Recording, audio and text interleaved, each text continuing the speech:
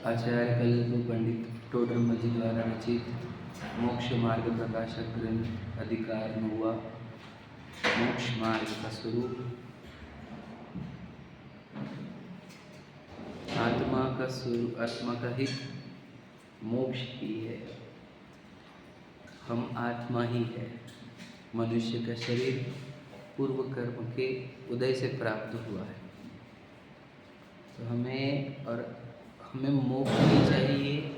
ये बात भी सिद्ध होती है क्योंकि हम निरंतर प्रयत्न में लगे हुए हैं सुखी होने के। देखो, हम जब खुद को मनुष्य मानते हैं तब घर गाड़ी परिवार लगता है। मनुष्यत्व को गायब करो तो हमारे को चाहिए सिर्फ सुख या शांति, समझे? मतलब ऐसा हमारे को एग्जैक्टली चाहिए क्या, जिसमें कोई आकुलता ना हो, ये स्टेट चाहिए हमारे को। तो इस स्टेट की प्राप्ति का नाम ही मोक्ष है, समझ रहे? जहाँ कोई आकुलता नहीं हो। आत्म को हित है सुख सुख सुसुख आकुलता बिन कहिए। आकुलता शिव माही न ताते, शिव मग लाग्यो चाहिए। तीसरी ढाल की शुरुआत की छंद, ठीक है?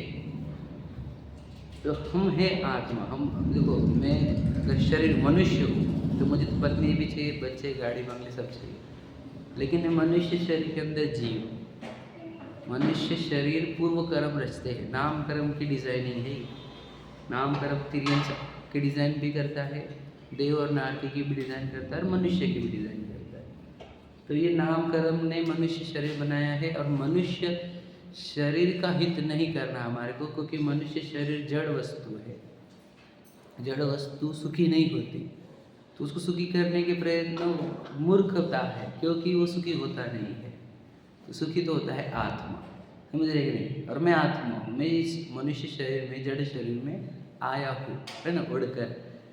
तो हम जब इस शरीर में है तो हमें क्या चाहिए? What do we actually need? तो फिर हमें को बस चाहिए ऐसी स्टेट, ऐसी दशा जहाँ कोई तकलीफ ना हो, जहाँ कोई पीड़ा ना हो। उस दशा का नाम मोक्ष है, इसलिए कहा आत्मा का ही मोक्ष है। समझ में आया? जहाँ कोई पीड़ा नहीं, कोई चिंता नहीं, कोई डर नहीं, भय नहीं, आकांक्षा नहीं, इच्छा नहीं, है ना।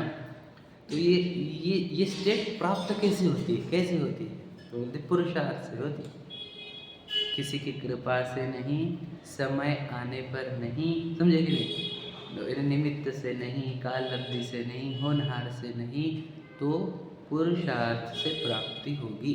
यानी जो प्रयत्न करेगा इस स्टेट को लाने का, कौन से? निराकुल स्टेट को, उसको निराकुल स्टेट प्राप्त होगी। तो ये निराकुल स्टेट प्राप्त करने का पुरुषार्थ क्या है? पुरुषार्थ से कहा ना अपने मोक्ष की प्राप्ति, तो उन्होंने कहा वही रत्नत्रय, वह पुरुषार्थ है जिससे यह जीव मोक्ष दशा को, निराकुल दशा को प्राप्त हो सकता है। तो रत्नत्रय क्या है? तो सम्यक दर्शन, ज्ञान, छाया। तो जो सम्यक दर्शन का पुरुषार्थ करेगा उस जीव को निराकुल दशा आएगी। क्यों? एक सेकंड ना, एक बात